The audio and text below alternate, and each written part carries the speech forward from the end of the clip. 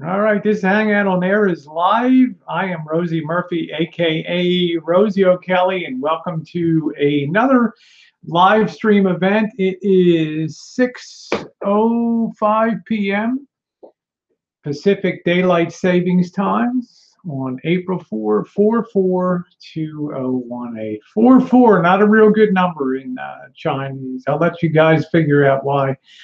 And I've been on a couple of RV chats lately, not strictly within our community, but some other ones. And I wanted to talk a little bit about Class Bs and all this glorification. Hey, BBE, nice to see you. And all this glorification of Class Bs and the so-called living free and this thing, and holding that up as some kind of, hey, Sonny, nice to see you. Holding this up as some kind of model to be emulated and to be aped and copied and lived. And I want to kind of tear into that tonight because, number one, I've had a Class B camper van. I've had a Class A RV. Not much of an RVer. It didn't take me very long to figure out that, thank you, Sonny. It didn't take me very long to figure out that, the RV lifestyle is, there's some definite downsides to that, and there's some definite upsides. Obviously, if you have money, and Dr. Sunny's a case in point, which she got her beautiful rig that she has, probably the best bee within our known community here. And then you have living on the cheap, I call it. And I got some real concerns with that, and some things I've noticed over time that I think, hey, Patch, nice to see you, that I think are very compromising in terms of health and mental health and all that.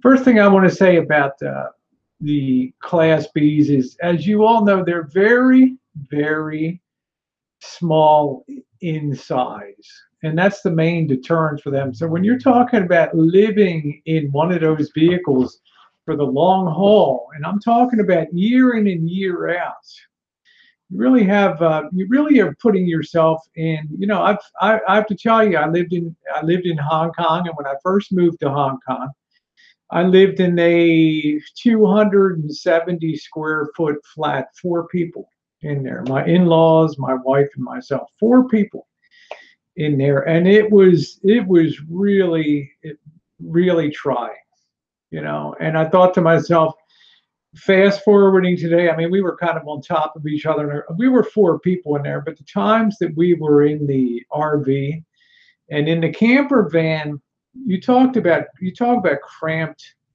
and confining and almost claustrophobic at times. And of course, I had a high top 1988 Coachman Class B camper van, same platform as Elvis's, the Econoline 250. Hi, Coop. Nice to see you. Hi, Andrea. Nice to see you too. The very same model, just a year older. And there were some real issues with Class Bs on them that I didn't like for the long haul. And I was glad that I sold my Class B. One of the things that I really have difficulty with Class Bs, as I was saying at the beginning, is the space situation inside and living for the long term. I think to myself that RVs, nobody out there in the RV industry, the manufacturing side, builds an RV to be lived in every single day. They're not built for those specifications to do that. They're built usually to bring out in the summertime or to be a weekend warrior and, go to a fishing spot or a camping spot or a piece of BLM land, set up for a weekend, have fun, go back, go into your home and go back to your apartment, do what you're doing. Or maybe in the summertime, go on a 1 week, a 2 week, a 1 month road trip adventure. That's really what these are developed for. And I really don't think that these are designed to take the beating and the everyday use, and also to be modified. I have to say that for use. Biggest problem I have with some of the Class B's camper vans, like the Coachman, I didn't feel it was safe.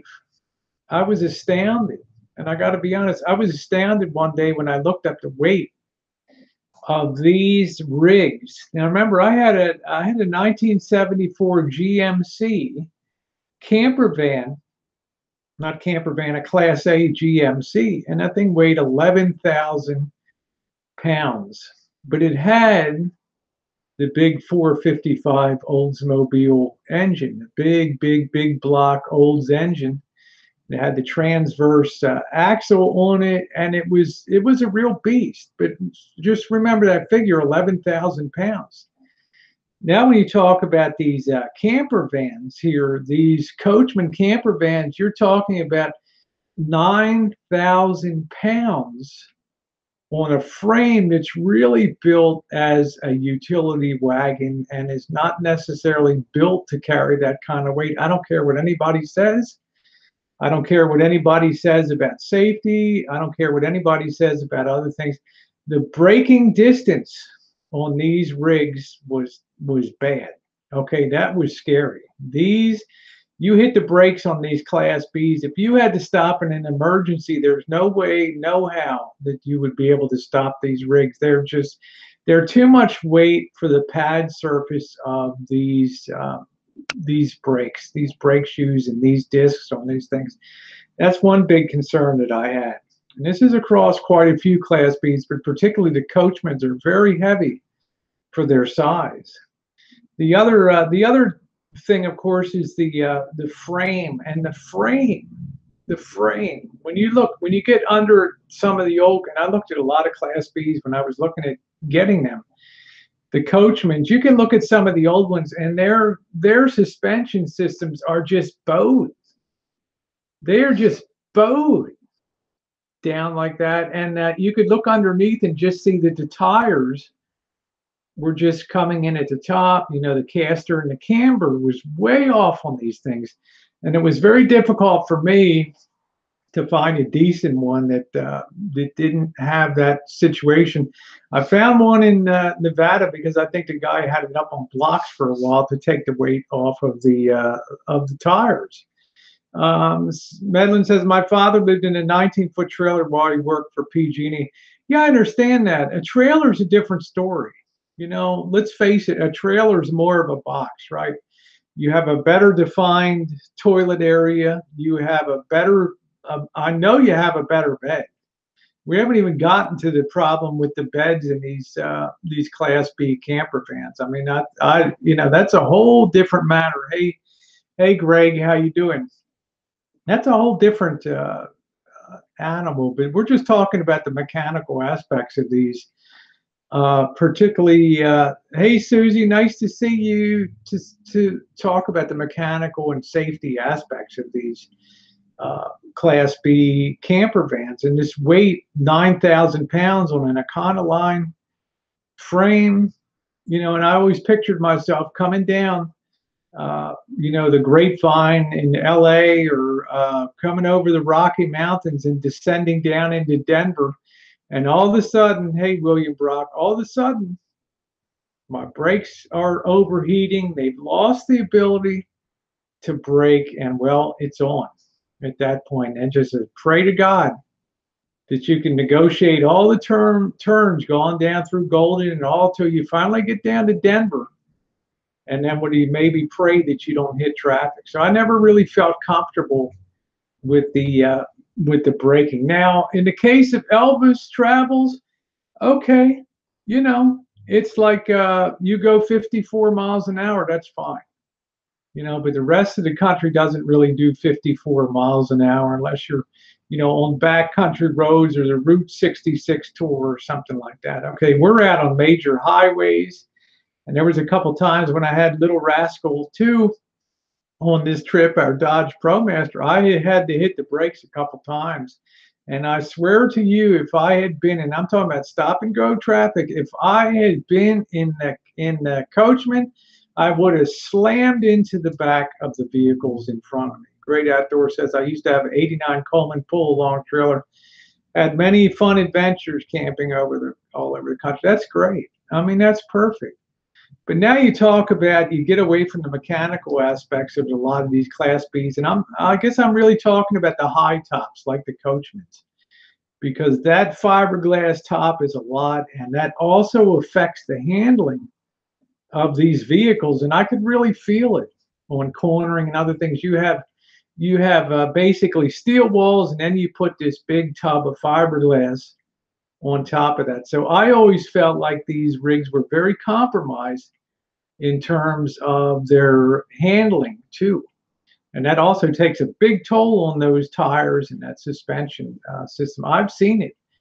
I can't tell you how many Class Bs I've been underneath that and looked at and just knew. I could tell with just opening my eyes without seeing what the make of the vehicle was that this was probably a Coachman camper van. Now, they may be well built otherwise. I didn't have any issues on the inside, but look at the sleeping areas in these things. When you have to open up the jackknife bed and lift that up and practically herniate yourself to get that bed made up, and then you have that huge dip where you're pulling over basically the headrest and pulling it over to make a wide bed.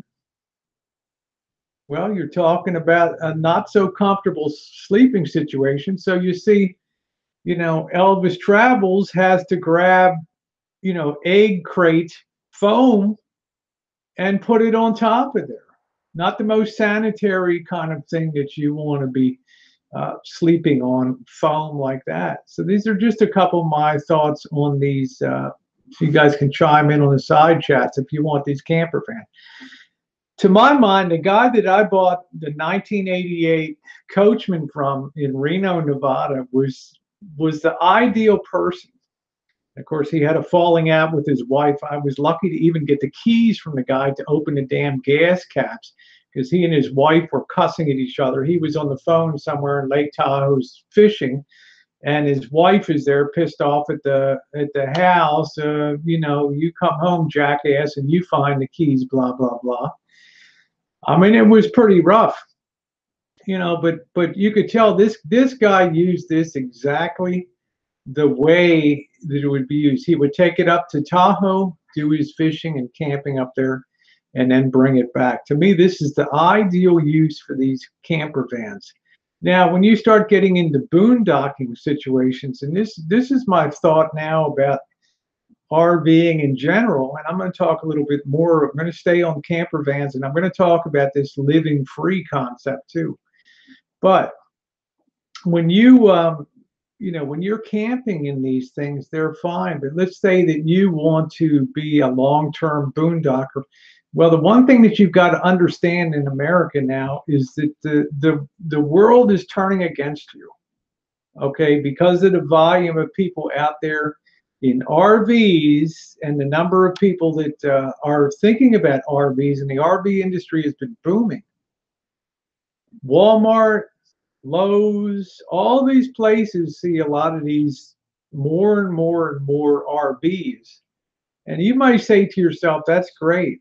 Walmart likes the idea of all these people camped on the parking lot and coming into Walmart to buy stuff.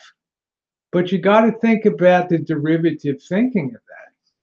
The derivative thinking of that is that it's not just Walmart, it's local city, county, and state ordinances that dictate who can and can't park at a Walmart. In our Northern California here, we have 8 miles to the south of us, we have a town called Rohnert Park. It has a Home Depot and a Walmart. You are not allowed to camp overnight there. About 8 miles, 9 miles north of us in Windsor, California, up around where J.K. NoCal lives, there is a Walmart up there. You are not allowed to park on that Walmart lot, despite the fact that it's a Home Depot. And it's not because of Walmart. It's because, number one, the hotel industry rebelled against that. And number two, the cops got tired of breaking up fights for drinking and reporting to these parking lots to break up RV fights on weekends. So what I'm telling you is I can already sense that the tide, you're not going to have more Walmarts inviting people to say, you're going to have less. Hey, there's no, there's Kelly. Hi, Kelly says, "Uh-oh, Rosie, I want to get a van and convert it and get rid of my motorhome." That's fine. You're a single person. That's okay. I'm just talking about camper vans in general and my experience with camper vans.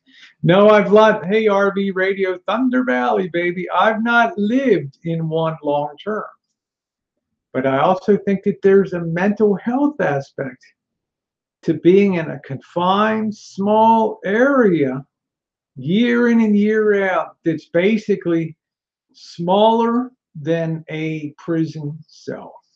Now think about that. You're living in an area that's definitely smaller than the typical American prison cell. Yes, you might share it with two people. You might have four, two up, two down on each side. Yeah, I've been in a jail before.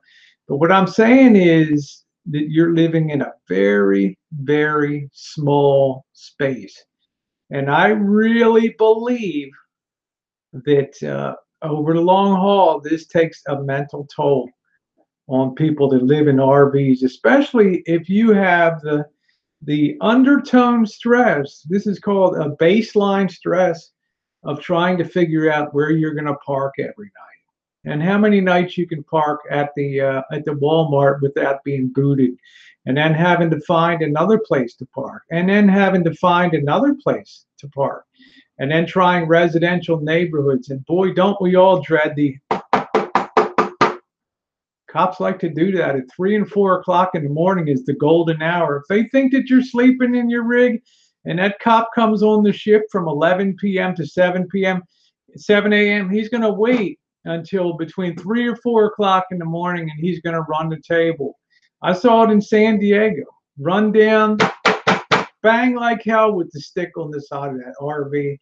And man, the people came rolling out of there like nobody's business. I mean, to me, there's a glory in boondocking, and I'll do it myself in the spring coming up, but in the little van. But man, for doing that kind of stuff long term, it really, I think, takes a mental toll on people. I've seen, let's talk about Gerald a little bit. I consider Gerald a friend of mine, and Gerald kind of went off the reservation a little bit here.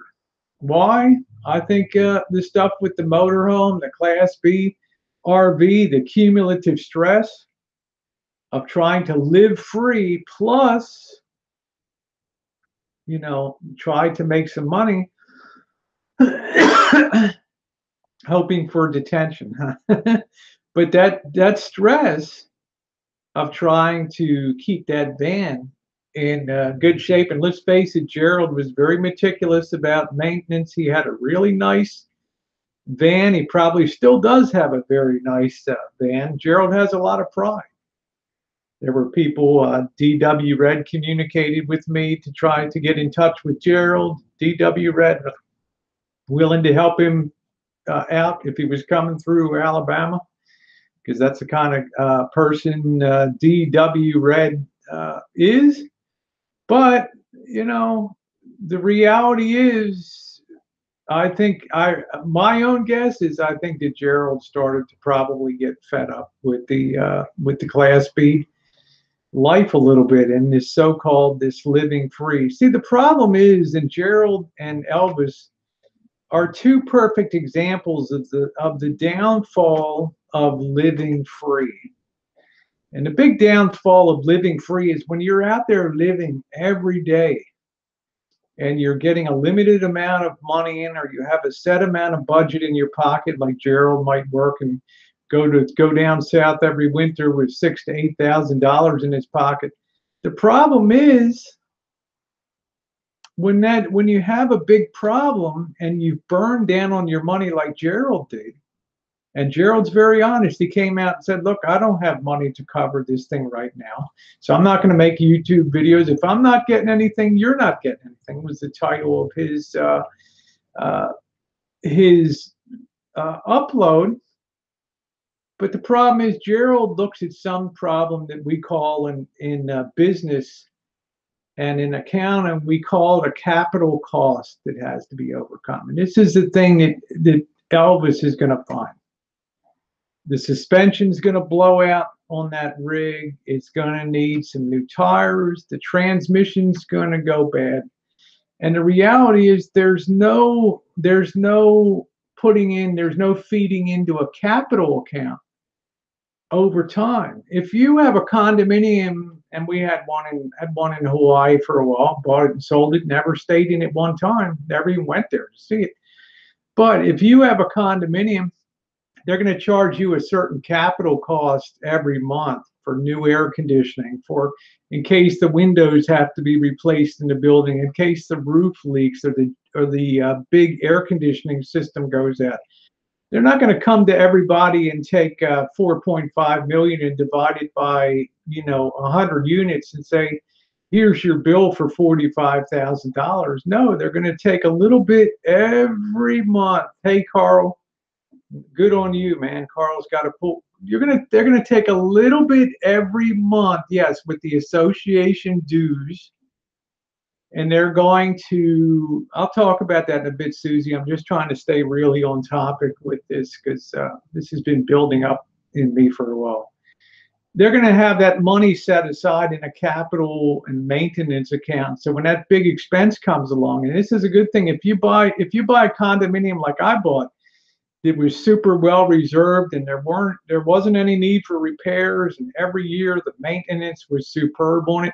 I mean, I go into a place that had like a $40,000 positive per unit maintenance capital pool already for repairs. It was beautiful. It's like if they liquidated the building, you'd get that $40,000 plus the value of your unit. But the problem is when you're living free, like Gerald, like Marshall, then the problem is that when the inevitable happens, you have nothing to fall back on. And at that point, you can't say, well, I might be houseless, but I'm not homeless. Well, at that point, you are homeless. And this is the real thing that worries me about these people that advocate this so-called living free, or they look at a Bob Wells who lives out in, on BLM land and camp and hold them up. Well, Bob Wells is a very rare case of somebody that sort of set the gold standard for, for showing that you could live frugally. And he made himself a very, he carved himself out a good success on YouTube, but these are few and far between. Those are some of the things that I want to say about the Class B living and why I probably won't be buying a Class B again, but I will be buying a conversion van because I think a conversion van really is the best of both worlds. Hey, Yujiro. And the reason I say that is when you need to sleep in it, you can sleep pretty comfortably and push the button and the seats go down. And you have a sleeping area. You can push down the little blinds on the side, and you're going to be good to go. And then when you get up in the morning and you want to go on to your next destination, you can stay at a hotel. You got no problem parking. You got no problem pulling into a parking garage. You got none of those issues at all. Risk of hitting anything in the rig. This is why I really like conversion vans, and particularly the one that Jory has. That to me is the ideal. I don't want to be living full time in a van. It doesn't look fun to me. It doesn't look healthy. If I was living full time in a van and I was in Florida, once a month I would have to get a shampooer out and I would have to shampoo. Yeah, they're beautiful to travel in conversion vans. I'd have to get a mini Bissell like I have here, and I'd have to clean up the cushions. I'd have to clean up the seats. I mean, every time you're sitting in the driver's seat, day in and day out, you have those blue suede, blue velour seats, and you're sweating and you're putting your arm. You're creating a sea of germs there, and I don't think that it's really healthy. Really, if you're gonna insist on living in a small space like that, then you're going to face real hygiene problems of keeping things very clean in there. And that is the real difficulty.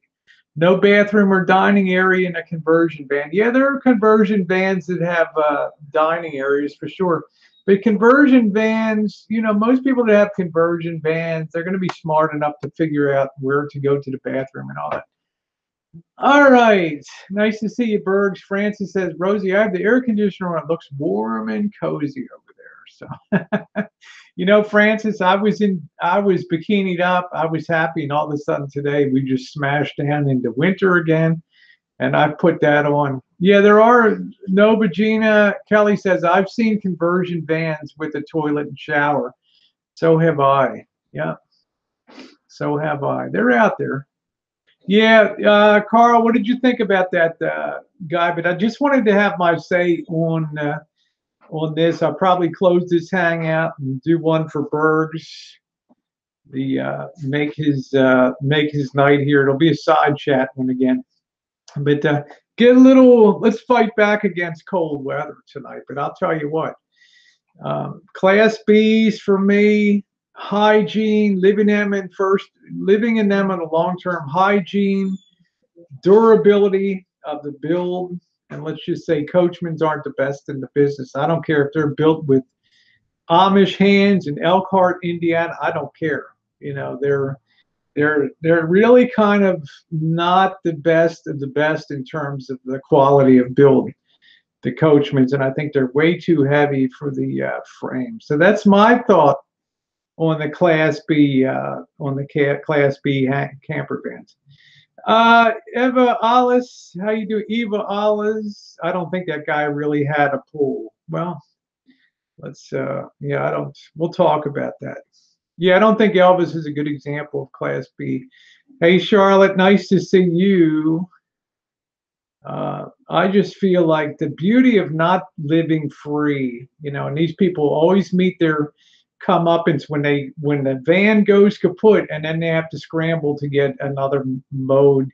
And I'll tell you, it's one thing for Amanda to get a van, you know, that's doable, a couple $1,000. It's another thing to get a Class B, because then you're in the realm of $10,000 just to get you in the door. And where are you going to come up with that 10,000? You don't have a job. You got no credit. You got nobody to co-sign. You got no down payment. I mean, you're not exactly an RV dealer's dream, and you certainly have no power on Craigslist to come in and deal on a Class B camper van. So, you know, by that point, your rig is basically salvage, and you're trying to negotiate your way into a new rig. It's not going to happen. It's not going to happen. So this is why I say, over the long haul, although we get slammed for being ham and eggers, I can tell you this: being a ham and egger, you've got real good psychological feedback because you're being productive and you're contributing to society. You're not being a leech on society. And number two, you're putting money away for the long term. We did a 7,636-mile trip. And if we had done that in a camper van, Class B camper van, it would have killed us. It would have killed Missy Jen. Now, the beauty of working and putting money aside and having a very strong income stream is we could stay in very nice hotels every night. I'm not talking about Hiltons and real super high-end W's in the Four Seasons. I'm talking about like Hyatt Place, really nice, beautiful places that are really nice. So Missy Jen could get a good sleep and be happy, get up the next day and feel good to get into the rig and be traveling again. So, yeah. Yeah, that's what Andrea says. Our psyche needs our basic needs met: shelter, food, love. It said living in a van is not shelter. Living in a van is a van. And there's no sense glorifying it, okay? Because if you're going to end up living hand to mouth, especially if you depend on YouTube for donations, and then when the big one comes down, you have no capital budget set aside to get another rig. It's going to happen to Elvis. It's going to happen to Gerald. Of course, Gerald works for a living, which is good, even though he's working 6 months. I admire Gerald for doing it.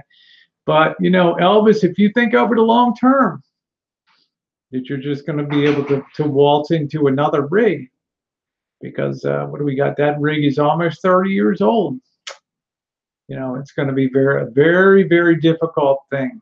I'm not that smart, Charlotte, but it didn't take me long to assess, didn't take me long to size up the Class B game. You know, you got guys like Just Incredible that have their rigs, and, you know, they work and then they enjoy their rig and they do their videos, and, you know, you can tell they're secure in their being. You know, they don't have to ask. I don't have anything against people asking for donations on YouTube. You know, don't get me wrong. I'm not here to put a stumbling block in people's way. But let's just say, how long can that go on? First year you get strong support. The second year you get half the support. You know, it has a half-life every year. So by the fourth year, you know, you're getting basically an eighth of the support that you were getting, and it's not enough to sustain on there. Yep, that's exactly right, Jordan. You're gonna end up living in a van down by the river. Exactly right. I mean, saw a guy yesterday toted up his hospital bill. He never worked an honest day in his life, and you know, was the living free variety, and had $860-some-thousand hospital bill. And who's going to pay for that? You know, these are the things that really concern me with this kind of life. So you guys can see yourselves when the donations, unless you hit a sugar mama or a sugar daddy, it's very, very difficult to you know, to be a success living that kind of life. So going to the LB. Well, Dave said, Rosie, if the van breaks, you torch it for insurance fraud. Well, it reaches a point where book value. Somebody tell me, well, you know, an insurance company is not going to insure for your stated value on a van. I'm sorry. The insurance company is going to open the Kelley Blue Book. Maybe one of you will open up now. Now the market's a little strong for Class Bs now, but you know, it's hard to say how much that you know, a rig would bring. There'd be a lot of back and forth. There'd be a lot of examination of video and things like that. And you know, an insurance company's just not gonna cut you a check. So they kind of raked you over the coals. Yeah, yeah, Bergs. Yeah, I got raked over the Bergs. Yeah. You know, and I don't like being called out on people's channel and telling them I'm not sticking with the topic of the channel and that kind of stuff. I mean, that stuff is ridiculous, you know. So, you know, let's face it. If you want to have big numbers, run a negative chat, and it just gets you nowhere over the long haul, you know. I could come on here and put a title on, hey, the fur flies tonight, and I'm going to Rosie's tell all the backstory. I could have 200, 250 people in here like that. But it's a negative event. The drama is good, but it's good for the short term. But sustaining over the long haul, you know, YouTube rewards positive experiences, people that show you how to do things, people that take you places, people that teach you, people that watching people do things, rebuilding cars, rebuilding you know, vintage audio stuff, going at metal detecting. Those are really the things that those are the things that YouTube really wants to point people towards, positive experiences, because it takes no creativity. It takes no creativity at all to just sit there night after night and just tear people a new one. It's not being creative. It's grabbing the low-hanging fruit. There's nothing redeeming about that. There's nothing that YouTube sees that's worthwhile. You may delude yourself into, oh, I got 120 people, I got 140 people watching.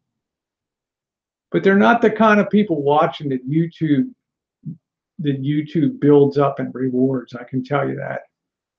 YouTube is all about positive, positive, positive experiences and not negative chats. If you're continuously getting flagged for bullying or harassment and you're having channels terminated, it's all there. It's all built into the algorithm and it all catches up with you in the end. And over time, even if your channel doesn't get terminated, you get demoted, demoted, demoted, demoted, while other channels get pushed, pushed, pushed, pushed. This is what that gal could not. Hi, Maxine. Enjoyed your drive today. This is what that gal that shot up YouTube couldn't understand yesterday, being demonetized. And then you go look at some of her videos, you know, not the kind of thing that, YouTube doesn't pick winners. The people watching YouTube pick the winners. Okay, there's a guy I watched that's called Peter McKinnon. He's up in Toronto, Canada, and Jen and I have learned a lot from his channel. He went from 0 to 1 million subscribers in 1 year. 0 to 1 million in 1 year. Why? Because he showed people how to use their camera gear in a very entertaining and lively way. This is the kind of thing that YouTube rewards. You take somebody like Patch that's out there. What does Patch do? He has chats that have substance to them. He talks about issues that people want to talk about. Positive kind of chat experience, not negative ones where a panel sits there and tears people apart as if they're some kind of blessed star chamber and have no baggage themselves to talk about. A negative experience. So your butt videos are doing well. I mean, I hang my butt out and it's 3 times more views than anything else. But you do what you like doing on YouTube. And I'll tell you what, so it's all good. Yeah, Francis is almost as old as me. Yeah. Well, I'll tell you what, Carl, nobody escapes the imperative to work. I only knew one person, and this guy's on his way out. Yeah, we're blessed to have, yeah, she wanted to kill people. She got demonetized and couldn't understand why YouTube rewarded. You don't understand that YouTube runs on algorithms, which are mathematical progressions that basically, it's like a big sifter. Imagine a big screen, and YouTube sits there, and they run the machine that just shakes the screen, and that's all they do. And over time, some things pass through the screen because there's an inordinate amount of likes or dislikes. Don't be fooled thinking that dislikes don't drive YouTube's algorithm. They do. But as that thing shakes over time, it's classifying people. It's using the algorithm to automatically put some things into suggested and trended and other things flow. We've had them go in before. You just never know. One day, Missy Jen takes a walk around the garden, and she has 1 million views in 3 weeks or whatever. Who knows? I bake a lemon meringue pie, and hundreds of thousands of people watch it. So who knows? But YouTube sifts that all out. Yeah, I just saw your message just when I went live, boss. So I will see if he left me a message here. Let's see what time it was.